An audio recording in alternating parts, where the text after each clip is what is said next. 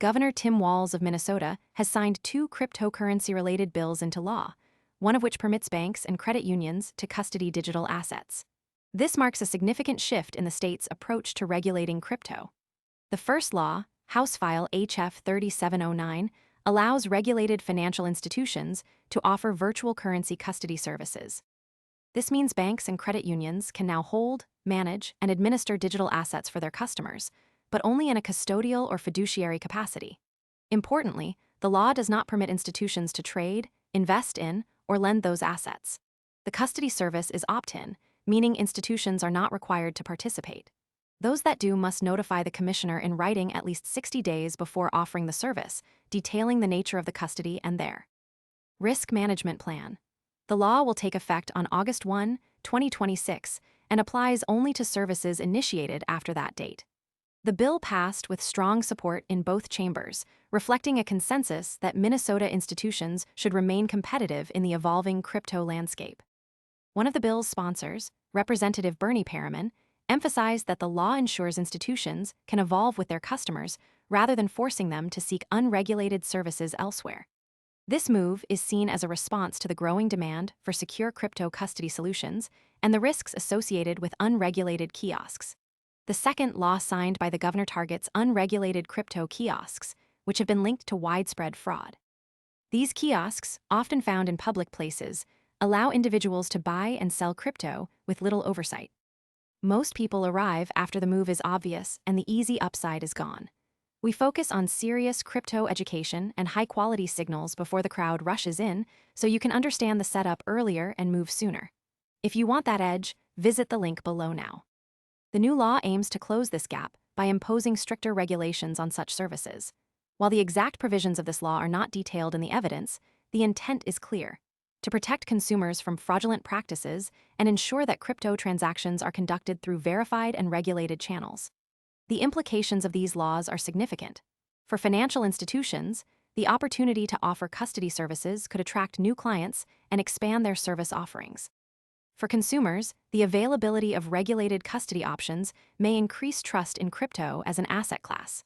However, the opt-in nature of the custody authorization means that not all institutions will offer the service, and those that do must meet specific regulatory requirements. This could lead to a fragmented market where only a subset of banks and credit unions provide crypto custody, potentially limiting access for some users.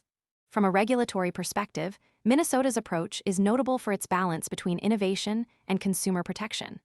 By allowing institutions to offer custody services while imposing clear requirements, the state is positioning itself as a leader in crypto regulation.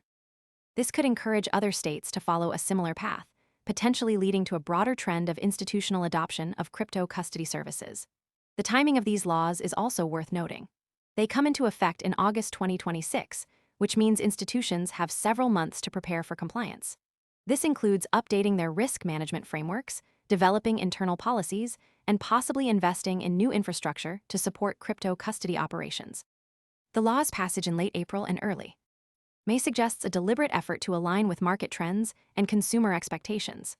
Despite the clear benefits, there are uncertainties. The law does not specify how institutions will manage the technical aspects of crypto custody, such as private key storage and transaction verification.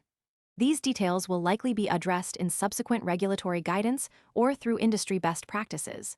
Additionally, the law's impact on the broader crypto market remains to be seen. Will the availability of regulated custody services lead to increased adoption of crypto in Minnesota, or will it simply consolidate the market among a few large institutions? These questions remain unanswered. The next signal to watch is the implementation of the law.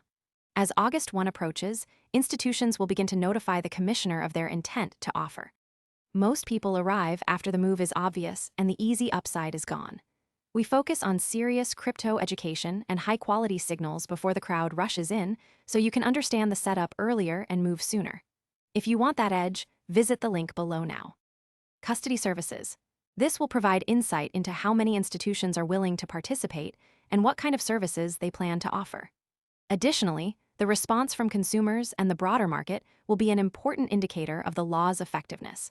If the law leads to a surge in crypto custody services, it could signal a broader shift in how financial institutions approach digital assets. In conclusion, Minnesota's new laws represent a significant step forward in the regulation of crypto custody services. By allowing regulated institutions to offer these services while imposing clear requirements, the state is balancing innovation with consumer protection. The next few months will be critical in determining how this new framework plays out in practice and whether it sets a precedent for other states to follow.